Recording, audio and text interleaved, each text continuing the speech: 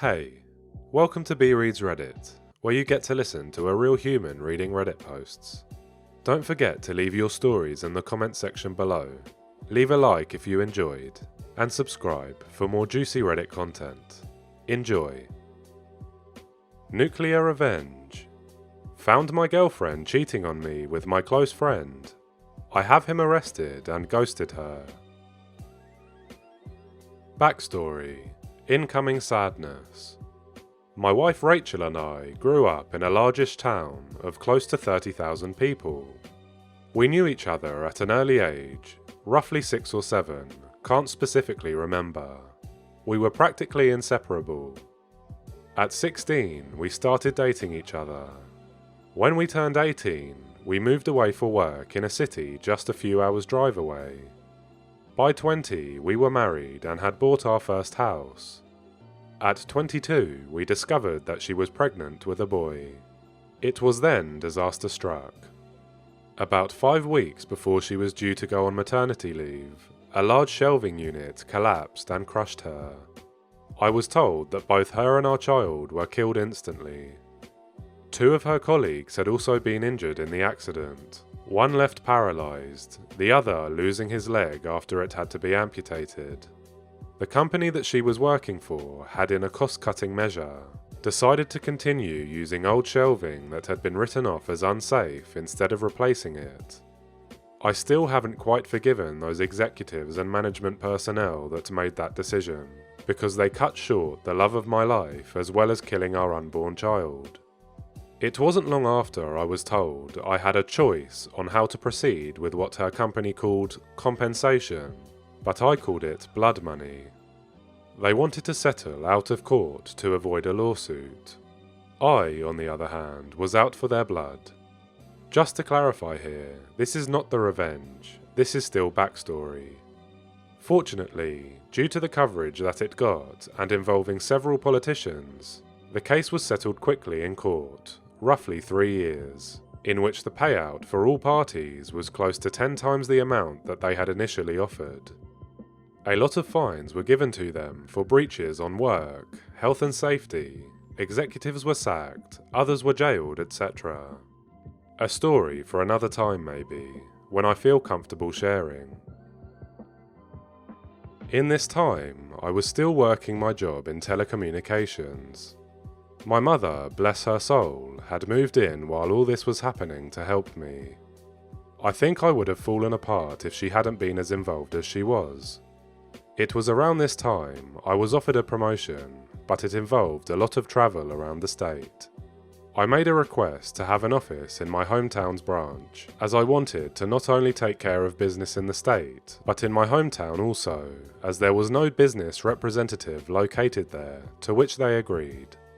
After a few months, we settled into a routine of 1 to 2 weeks in the city office, 1 week in my hometown, and 1 to 2 weeks visiting the rest of the state. After a year, I decided to buy a house in my hometown, so I wasn't having to stay at my parents' place every week or so that I was home, and that I could come and go as I pleased. This is important for later in the story. It is about 4 years later that our story begins. Sorry if the backstory was a bit long. I had just returned from one of my trips on Friday, and was checking in some stuff at my office when Harry, the branch's managing director, walked in. We had grown up together also, but had gone to different schools, but since coming back had developed a very close friendship. He asked how things were, and then asked me if I wanted to come to a house party that he was having that evening. Short notice and all, but I said yes. I felt like a few drinks with friends were in order. It was there that Harry introduced me to Catherine. She was a new hire at the branch where my hometown's office was located, and was getting to know everyone, being new in the town. We hit it off immediately. As much of a cliché as it sounds, it was almost as if Rachel was in front of me, instead of Catherine. I won't bore you too much with the details, but after 2 years of dating, we decided to take the next step, and she moved into my hometown's house. Everything up to this point had been going really well. Catherine and my parents got along, and Rachel's parents also approved and were happy that someone could make me just as happy as Rachel had done. All was going well for close to a year when things began to change. Skype sessions were cut short suddenly. Neighbours would tell me about how a car, described to me like it was Harry's, was always seen parked in the back alley near my house whenever I was away. Some clothes that weren't mine were in my wardrobe.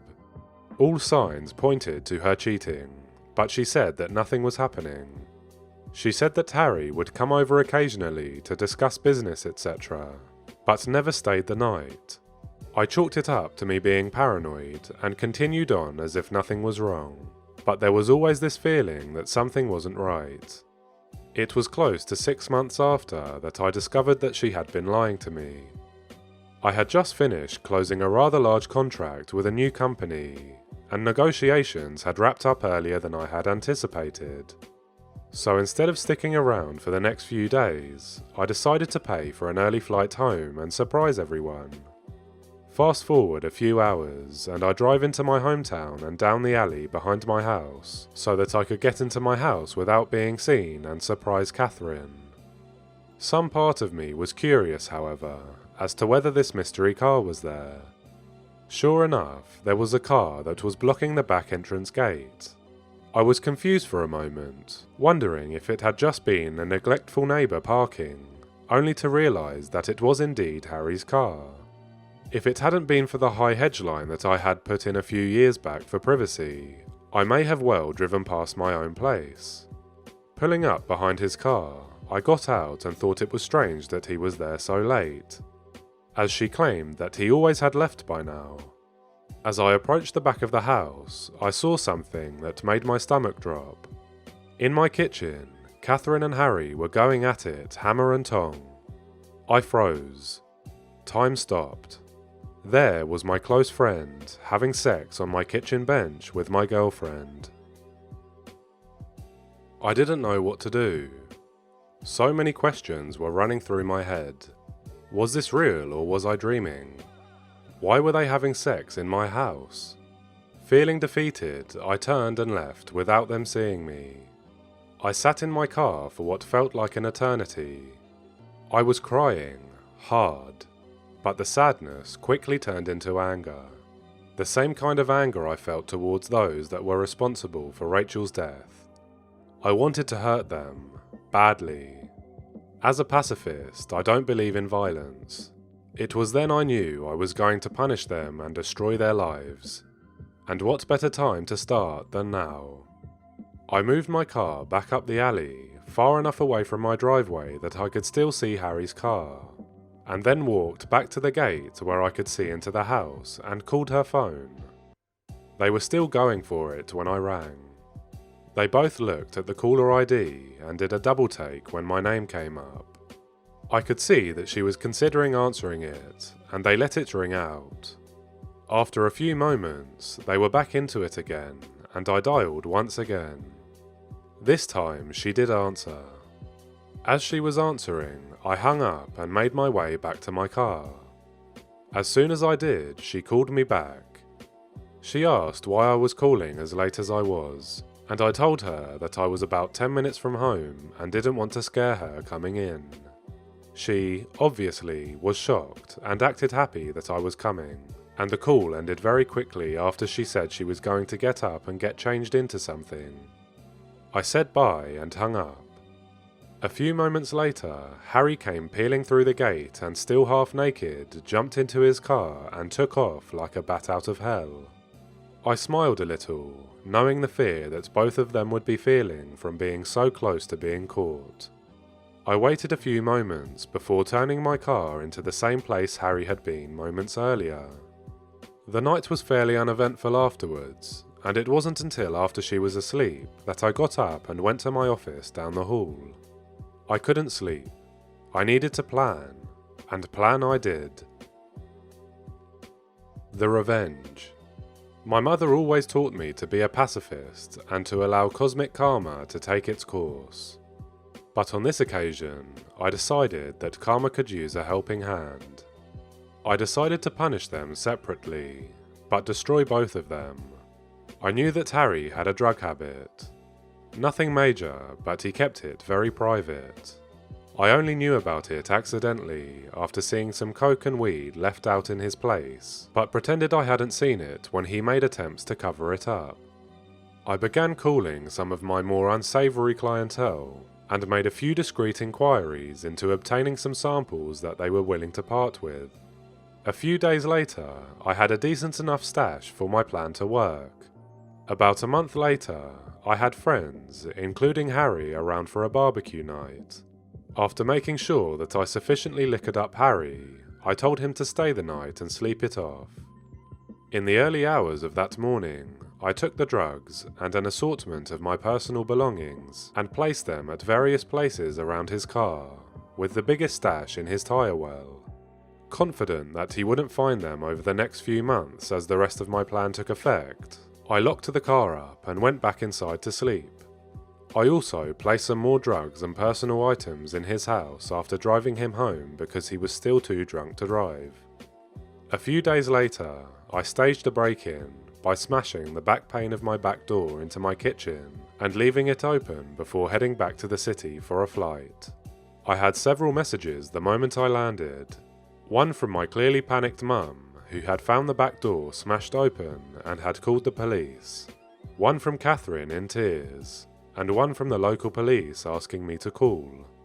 After returning all the calls, I informed the police I was away on business and that I would be back the following week to talk with them. While away, I got Catherine to stay with my parents until after I got back, and asked my dad to organise one of the local security companies to install cameras and an alarm system after getting the go-ahead from the police as to not ruin the scene of the crime. After getting home, I did the usual, "My God, I can't believe this has happened," and "Why would anyone do this?" routine.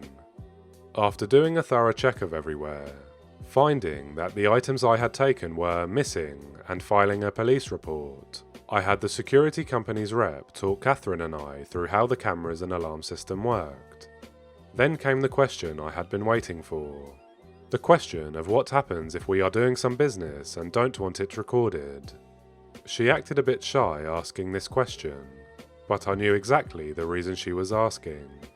He assured us that this was a question he got asked a lot, and we were shown on the home computer if we wanted to be doing things without it being recorded, how to stop the recording for certain cameras so that we could protect her modesty. As I was walking him out, I asked him if cameras were turned off, could a notification be sent out, just as a security precaution. He came back in and helped me through how to set up email notifications and left shortly after. Fantastic. All I had to do was wait. At this stage, I approached r/legal advice for some help in relation to couples law in my country. I needed to make sure that my upcoming plan could legally be done, and that I would not be forced to pay out any money or equity to Catherine, as I didn't know if we were classed as a de facto couple or not. Being the sole benefactor of Rachel's estate, I didn't want to be left with any nasty surprises where Catherine could take any of the estate away from me. Shout out to the guys and gals there, as they helped me get in contact with a great lawyer who assured me, due to the fact that although we had been dating for close to 4 years, we had not been living together long enough to be classed as a de facto. And because I was paying all the utilities on the property that she was living in and didn't pay any rent, showed that she had no legal standing to make a financial claim against me. Just to be sure though, he drew up what I felt was a pretty ironclad document, just in case there was any legal trouble. The following week, my work had approached me and offered me a promotion to move back to the city and run the team that I was a part of, meaning I wouldn't need to travel as often, and be in the one location, and due to the success of being located in my hometown, that they were considering having 3 to 5 representatives spend 1 to 2 weeks in the larger surrounding towns, including my hometown, as a part of my team. I said yes, and began the process of beginning my transfer, which would take about 6 weeks. Perfect. More than enough time to gather all my evidence. Upon getting back to my hometown the following week, I began to start in motion the rest of my plan. I asked Harry to approve 1 week's worth of vacation for Catherine for 2 weeks' time. I wanted to send her and a friend or two away on a retreat before I made the biggest decision of my life for a second time. He jumped up and gave me a hug, congratulating me on being prepared to take the leap again. I hugged him back tight, but not the way I think he imagined it at the time. He agreed and blocked out the week for me. I asked him not to say anything to anyone, as I wanted to make it as big a surprise as I could. I knew that it would spread like wildfire around the office regardless, but that was my plan. That night, I told Catherine that I had booked her and 2 friends to go to a tropical spa resort, all expenses paid, for a week. No questions asked, pick 2 friends and come back to the biggest surprise of her life. She screamed like a kid who had just been told that all the candy in the shop was hers to have. I then told her that the following week I was going to spend it in the city, preparing for a large client who was one of my biggest accounts, and needed some people in my team to help before flying out the following week, and I wouldn't be home until the Monday that she was leaving, so I wouldn't be able to see her, which seemed to disappoint her, but I told her it would be worth it when she returned. What I failed to tell her was that I had decided to take 2 weeks vacation on the other side of the country, mentally preparing myself for the shitstorm that was about to erupt the moment she stepped foot on the plane, as well as enjoying my first stage of freedom. On Sunday, 2 weeks later, I flew back and began driving home. Once getting there, I done a quick pass by my house, and sure enough, Harry's car was there. Like the first night I had caught them, I parked a little ways back and checked the cameras. Asleep, in my bed. No surprise honestly, as I had recorded them constantly do this over the 2 weeks I had been away. I then made my first call to the police, blocking my caller ID. I told them that I was one of my neighbours and saw someone hanging around in their car in the alley behind my house, and occasionally passing something through windows to passing cars while also looking into my yard, and I was concerned that they were dealing drugs and/or going to break into someone's property. I gave them his license plate and description. They said they would have someone there in a few minutes, so I thanked them and hung up. I then called Catherine and told her I was about 10 minutes from home and that I knew she was flying out tomorrow, but desperately wanted to surprise her. Looking back at the footage now, I laugh at the commotion that I am surprised I didn't hear. In a few short seconds, Harry was half dressed and flying out the back door to his car. At that point, I couldn't have asked for a more perfect scene. As Harry was peeling away, one of the police cars rounded the corner behind me and saw Harry driving away fast and gave chase. After pulling in, greeting an excited Catherine and doing all the couple things, she fell asleep again.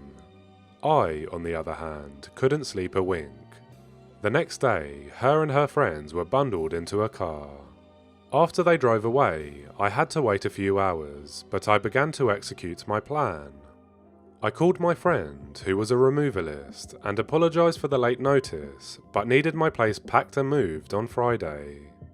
After agreeing on a time, I told him that he would need to take certain boxes to a storage facility, which he said wasn't an issue. Then I began packing Catherine's belongings. Later that day, I got a call from the police for me to come and identify some property that had been apprehended from a suspect the previous night that fit the description of property I had reported stolen. I grinned to myself, happy that my plan for Harry had grown to fruition, and replied that I would be there shortly to collect it. Of course, when I got there, some of the items were still unaccounted for, due to the fact that they must have still been in his house and they hadn't searched there yet. By this stage, the town was buzzing with news. Events in my hometown don't stay secret for long. Harry was disgraced and promptly fired for his possession of drugs and stolen property, and our respective bosses on behalf of the company had extended a formal apology towards me during the week. That night, I went to my parents' house and told both mine and Rachel's parents what had happened, omitting certain details, and that I was moving back to the city after being promoted, but Catherine wouldn't be a part of it. They were pretty upset initially that I hadn't let them know what was going on, but were happy that I was handling everything maturely and hadn't sunk to their level, though they didn't agree with ghosting Catherine. But after some drinks, laughs and tears, I went home. On Friday afternoon, after a busy week of organising cleaners for the following week, the real estate to put my house on the rental market, and various other tasks at my hometown's office, I packed some things into my car and drove to my parents' place and said goodbye before the drive. Before leaving, I went to Becky's house. Becky had been one of Rachel's closest friends growing up. She was the only other person I knew that knew what was happening, minus the details about Harry. Without her help, I wouldn't have been able to organise everything as quickly as I had. I gave Becky a large manila folder with my gathered evidence of her cheating, as well as the letter and a few other legal documents from my attorney stating that she was ordered not to contact me, and the details of how to access her belongings located at the storage unit I had rented out. After a quick goodbye, I left and drove back to the city.